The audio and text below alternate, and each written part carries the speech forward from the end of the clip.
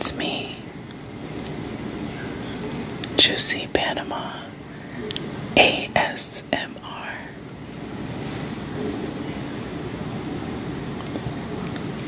How are you today?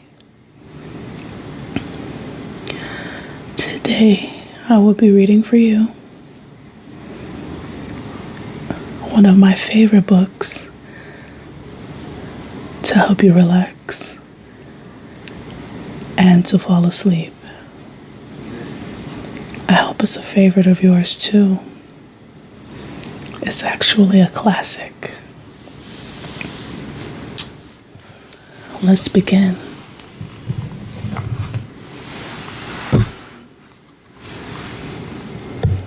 It's called The Adventures of Huckleberry Finn by Mark Twain. This is a public domain book adapted by Dottie Enderell and illustrated by Howard Macmillan.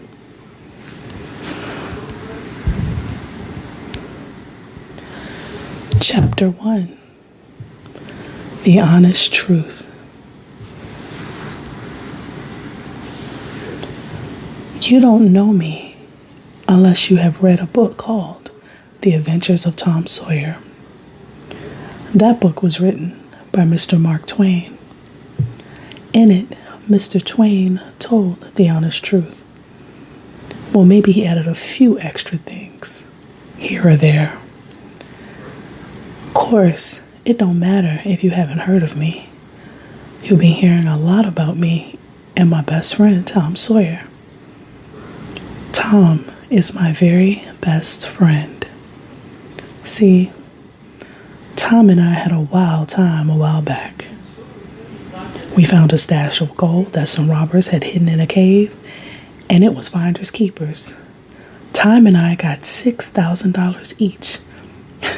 That's a heap of money. Judge Thatcher put that money in the bank for us and gave us $1 a day. That's a lot of money for me to spend in one day. But Tom can always think of something. I lived by myself for a while because my pappy ran off. I had no idea where he went. But the widow Douglas felt sorry for me and took me in to live with her. She thought I was some kind of savage and wanted to civilize me. She's always reminding me of my manners. Wash behind your ears, Huckleberry. Don't eat with your fingers, Huckleberry. Wipe your shoes before you come in this house, Huckleberry. It seemed like she could never say my name without some reminder attached to it. And she made me wear new clothes. They were itchy and tight. I could barely breathe in them. I didn't think I could stand much more of her trying to make a gentleman of me. Since I liked my old way of life, I'd sneak in my room, put on my old raggedy clothes, and run away. I wasn't gone long before Tom hunted me down. You need to come back, Tom said. I ain't going back there. I told him, thinking how those shiny new shoes the widow gave me pinched my toes. You gotta come back, Huck, Tom said. I'm thinking about starting a band of robbers, but I need you to be a part of it. I scratched my chin. I don't know, Tom. I hate the way widow always combing my hair. Do you want to be a robber or not? Sounds like a heap of fun. All right, but can I hide out somewhere and still be your gang of robbers? Nope, you gotta come back and live with Widow Douglas. Only respectable people can join on with us. I didn't like that plan much, but I went back anyway. The widow cried when she saw me. Oh, Huck, I was so worried. You were my poor lost lamb. Then she called me a few bad names, but I know she didn't mean any harm. She put them fancy shoes and clothes back on me, and I felt all cramped up again. Soon she rang the bell for supper. I knew I couldn't dilly-dally. When she rang that bell, she expected me to come down on time. And when I got to the table, I had to wait until the widow grumbled a prayer. After the supper, the widow got out her book and read to me about Moses. He seemed awful adventurous, but then she told me that Moses had been dead for a long, long time. I didn't really care about listening anymore, 'cause I don't take much stock in dead people. The widow's sister, Miss Watson, came to live with her. She was a skinny old maid who always looked down on me with her glasses perched to the end of her nose. Miss Watson told her that she could educate me. She set me down, put out a spelling book in front of me, and made me work hard for about an hour. Then the widow Douglas would come to my rescue. I think he's had enough spelling lessons for one day, she'd say. Then the next hour, it would be deadly dull. I couldn't help but fidget. Miss Watson would get at me about it. Don't put your feet up there, Huckleberry. Don't scrunch up like that, Huckleberry. Set up straight. Then she'd say, try to behave yourself, Huckleberry. If you don't mind your manners, you'll end up in a very bad place.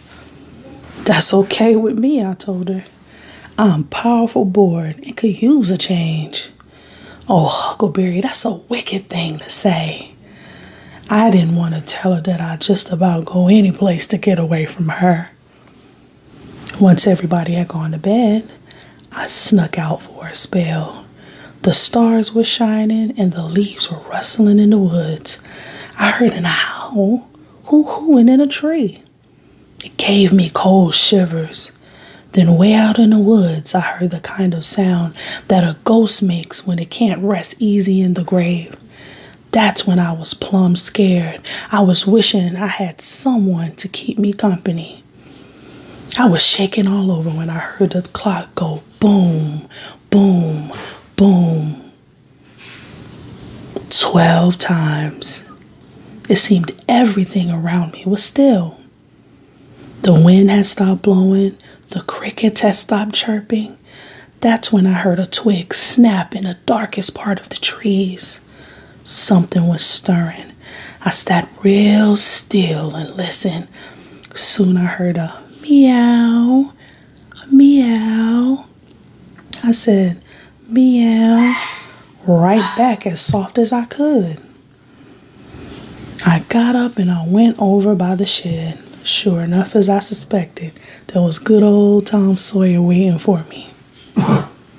Chapter 2. The Band of Robbers. Tom and I went tiptoeing along the path. When we passed the kitchen, we saw Jim, one of Miss Watson's workers, standing in the doorway. We crouched down real still. Jim stretched his neck out and said, "Who goes there?" He listened some more, and then he came tiptoeing down the path too. Tom and I stood as still as we could. Jim was so close we could reach out and touch him. But I started itching. First my ankle, then my ear, then my back. I was itching so bad I didn't dare scratch. It was mighty painful though. But pretty soon Jim lay down under a tree and we heard him snoring. "Let's play a trick on him," Tom said. "What kind of trick?" I asked. I didn't think that was a very good idea, but Tom was hankering to do some mischief. So he took Jim's hat off of his head and hung it on a tree limb. We left it snoozing under the tree, then snuck back into the house and snatched up some candles. We cut along the path until we came to the hill. Joe Harper, Ben Rogers, and a couple other boys were waiting there. We went over to a clump of bushes, and Tom made everybody swear to keep a secret. He showed us a hole in the side of the hill. We crawled in our hands and knees until the cave opened up wider. "Now we'll start this band of robbers." Tom said, "We'll Call it the Tom Sawyer Gang. We all nodded because nobody wanted to argue with Tom. Everybody who wants to join up has to take an oath. We all nodded again. And Tom said, we each have to write our name in blood. I wasn't too happy about that part. But Tom took out a piece of paper. He wrote an oath on it and he read aloud.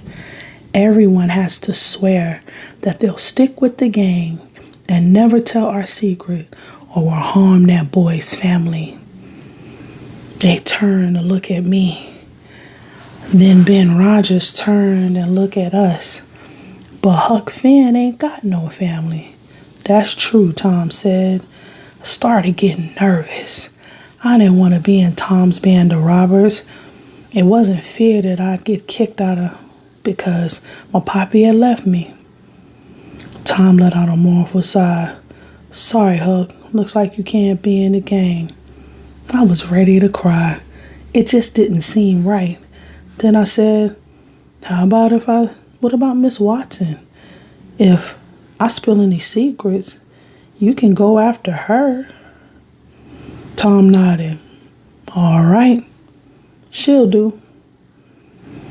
Well, we all stuck pins in our fingers to swear the blood oath. Then I asked, who are we going to rob? We're not exactly robbers, Tom said. We'll kidnap people and hold them for ransom. We all looked at each other. What's a ransom? I asked.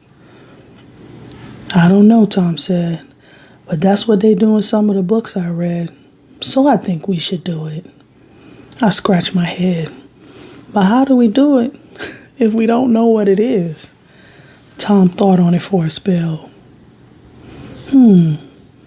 Maybe ransom means you keep people hid until they're dead. Or keep them tied up here until then. But won't that be a bother? I asked. They'll be eating our food and trying to get loose. That sounds like a lot of work. Then we'll have to guard look at them, he said. They sounded like it was turning into a pretty good idea. Kept on talking about our plans. And after a while, one of the boys had fallen asleep. When we woke him up, he cried and he said he wanted his mom and he didn't want to be a robber anymore. The other boys made fun of him, calling him a crybaby. That only made him cry louder, but Tom gave him 5 cents to be quiet, and we let him go. After that, I snuck back into the widow's house when all new clothes were greased up and grimy, and boy, was I dog tired. Miss Watson scolded me when she saw what I had done to my nice clothes, but the widow was nice about it, I guess. She cleaned off the dirt, and she looked so sad about it, I decided I would behave for a while. A few days later, some folks said they found my pappy. I was scared at first. When I lived with him, I spent most of my time hiding in the woods. See, my pop drank a lot, and he whipped me with a stick. I didn't want any of that anymore. But then I heard that they found a body. It was floating in a river. They figured it was my pops. No one could recognize his face, but they said it was him anyway because of his size and his ragged clothes. They buried him on the bank. I got to thinking about it. I figured if it wasn't Pop, he might just turn up, though I really was wishing that he wouldn't. Chapter 3. Bad luck. 3 or 4 months passed and it was well into the winter. I spent most of that time in school. I learned to spell and read, and I could write a little too. I'd also learned to say my multiplication tables. Up to 6 times 7 is 35. I didn't reckon I could learn it any higher than that, and if so, I can live with that forever. At first, I hated school, but eventually I learned to like it some. The longer I went to school, the easier it got. I was used to getting to the widow's ways too. Living in a house, sleeping in a warm bed, didn't seem so bad. Especially during the winter months, it was pretty nice. I liked the old ways best, but it was getting so I liked the new ones too, just a little bit. The widow said I was doing real fine and she wasn't ashamed of me anymore at all. This made me feel real good. One morning I accidentally turned over the salt shaker at breakfast. I reached for it as soon as I could and I threw it over my left shoulder. If I didn't, I'd have some powerful bad luck. But Miss Watson was there and she scolded me good. Don't worry about it, Widow Douglas said. She cleaned up the mess before I had a chance to throw the pinch of salt over my shoulder. I had bad luck for sure. I went down to the front garden and climbed over the fence. There was an inch of new snow on the ground. I was feeling a bit shaky about my luck. What bad thing could happen? It didn't take long before I would be the one to find out. I saw footprints in the snow. Someone was standing by the garden fence. But why would they just stand there looking? Why didn't they come up and knock on the door? I stooped down to get a closer look. At first, I didn't see anything strange, but then I saw it. There was a cross in the left boot heel made out of big nails. It was a superstition to ward off the devil himself. I didn't waste no time running down that hill. I looked over my shoulder every now and then to see if I was being followed, but nobody was there. I made it to Judge Thatcher's place as quick as I could. Why, boy, you're out of breath. Did you come for me to get some of your money? He said. No, sir, I told him, but is there some for me? He chuckled. Yes, Huck, but maybe you should let me invest it instead of you spending it. No, sir, I don't want to invest. Or spend it. I don't want it at all. I want you to take it. It's all yours. He looked surprised. I don't understand. Why would you give it away? Don't ask me no questions, Judge Thatcher. Just take it, please. He scratched his head. Well, I'm puzzled. Is something the matter? Just take it and don't ask me about it. That's why I won't have to tell any more lies. He studied on it for a while. Oh, I think I see. You want to sell all your property to me, not give it away. I'll pay you $1 for it. Then he wrote something on a sheet of paper and said, there, you see, it says, for a consideration, that means that I bought it from you and paid for it. Here's $1. Now you sign this paper. It sounded like a square deal to him. So I left it, I signed it, and I left. When I got back to my widow's house, I went straight back to see Jim. He could see I was upset. What's wrong, Huck? My papa's come back. I saw his tracks in the snow. Jim pulled out a hairball and had come out of the stomach of an ox. It was about the size of my fist. Jim said it had magical powers. What is it you want to know? He asked me. I was wondering what Pop's going to do and if he plans on staying. Jim whispered over the ball. Then he dropped it on the floor. It bounced once and it rolled about 1 inch. Jim said it again and the same thing happened. So Jim got down all the way on the floor and put it to his ear. It ain't talking, he said, but sometimes my hairball speaks better if you give it money. I reached into my pocket and pulled out a quarter. Wasn't a real quarter, but I figured the hairball didn't know that. Jim smelled the quarter, bit down on it. He rubbed it. I think we can trick it with this.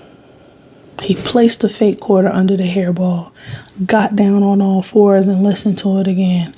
Then Jim spoke in a mysterious voice. Your pop don't know what he's going to do. Sometimes he think he'll go away. Sometimes he figure he'll stay. It's better to wait and see he does. It wasn't much for waiting, and that's what the hairball told me to do. I was plumb tired that night, so I lit a candle and went up to my room. When I opened the door, my heart stood still and my breath hitched.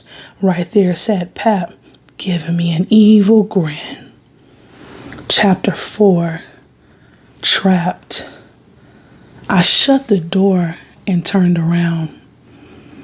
I had always been scared of my pop for tanning my hide so much, but I realized there was nothing for me to be scared of anymore. Pop was almost 50 and he looked it. His hair was long, tangled, and greasy. It was deep black. He had scruffy whiskers on his face. What I could make of it from his face was ghostly white. His clothes were nothing but rags. He sat with his chair tilted back looking at me. I noticed a window was open. He'd gotten up on the shed and had climbed in. "Starchy clothes," he said. "Guess you think you some big deal now, huh? Maybe I am, maybe I ain't. Don't give me none of your lip, boy. I hear you educated now. They say you can read and write. You think you better than your own father now? Who told you that you can mingle with these fine folks?" "The widow told me," I said to him. "Well, I'll teach the widow a thing or two. You ain't got no business up here with no fancy clothes and a soft bed to live in." I didn't say anything because I just wanted him to leave. Then he said, "If you can really read, then show me." I picked up a book about George Washington and started reading. I could see the fire in his eyes now. He grabbed a book from my hands and he flung it across the room. "I hear that you rich now. That's why I came back. You got that money for me tomorrow? I want it. But I don't have the money anymore." He pointed a long, filthy finger at me. "That's a lie. I know the judge. Hatcher has it. Go get it." "I ain't got no money," I said. "Ask Judge Thatcher. He'll tell you." "All right," he agreed, "I will. But right now, give me what's in your pocket." "I only have $1 and I need that too." He didn't even give me a chance to finish. "I don't care what you need it for. Hand it over." I gave it to him. He climbed back out the window and hopped over onto the shed. And then he was gone, just like that. I heard that the next day he visited Judge Thatcher. He tried to bully him into giving him the money. Judge Thatcher wouldn't give in, though. Pop said the money was rightfully his and that he'd forced the judge to give it over. That's when Judge Thatcher and Widow Douglas decided they needed to protect me. They signed some papers that would give Widow Douglas the full right to raise me. And the paper said that Pap couldn't come see me anymore. There was a new judge in town and he wouldn't listen. He said a boy should be with his father. He decided he would take Pap in and make a better man of him. He was trying to train a skunk. That's like trying to train a skunk not to stink. The new judge took Pap to his house. Pap bathed and put on some new clothes. He cleaned up real nice. The judge taught Pap some manners. Then he had Pap put his mark on a piece of paper, promising he'd always be a better man.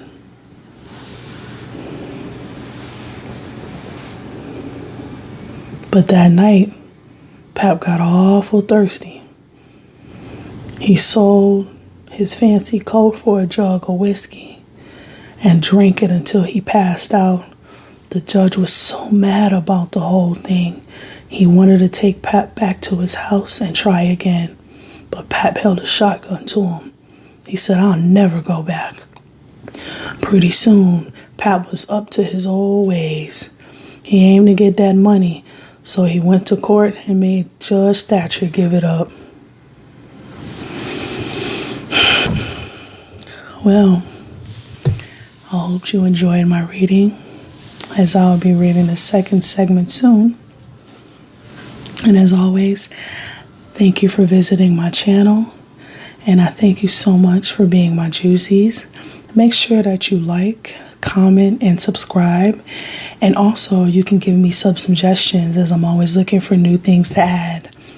Subscribe so you can see my videos as I'll be uploading weekly. Until then, take care.